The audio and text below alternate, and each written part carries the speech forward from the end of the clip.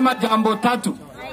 Kwanza sisi watu wa Isiolo County, specifically watu ya Rapsu na watu ya Marti, watu ya Gafarsa, watu ya Malkadaha, watu ya Iresaboru, watu ya Dajabasa, tunarudishia serikali shukrani kubwa sana.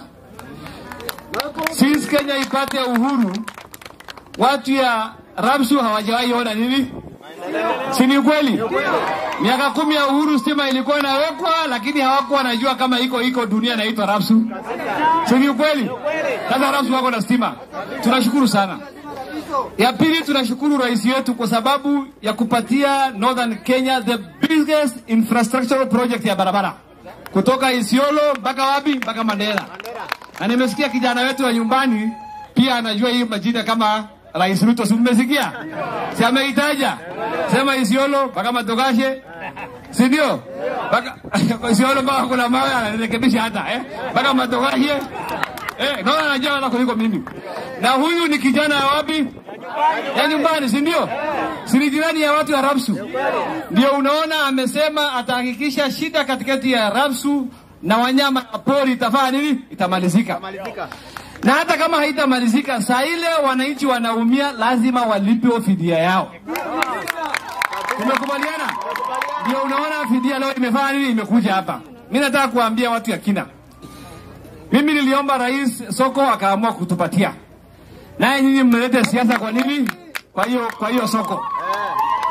Watu ya Kina kwa sababu hamjui maana hiyo soko na mnasumbua, tutabadilisha hiyo soko kutoka Kina tulete Rapsu. Tunataka tufanye hivyo. Tunataka tufanye hivyo. Kwa sababu inakaa mti faida nini? Ile kitu imenishangaza na watu ya Kina. Mnaleta siasa kwa kila kitu. Sasa sisi tutapatia watu ya Kina wiki ngapi? 2. Wiki ngapi? Msipotatua hiyo maneno kwa sababu soko mimi ndo niliomba, itatoa Kina nilete Rapsu. Tumeelewana jameni? Kwa sababu sisi tunataka Isiolo iendelee. Tumesema siasa ikiisha watu wanachapa kazi. Biashara ya siasa hatutaki kusikia. Watu washikane wafanye kazi. Siasa ikifika kila mmoja anapiga kura mahali anataka.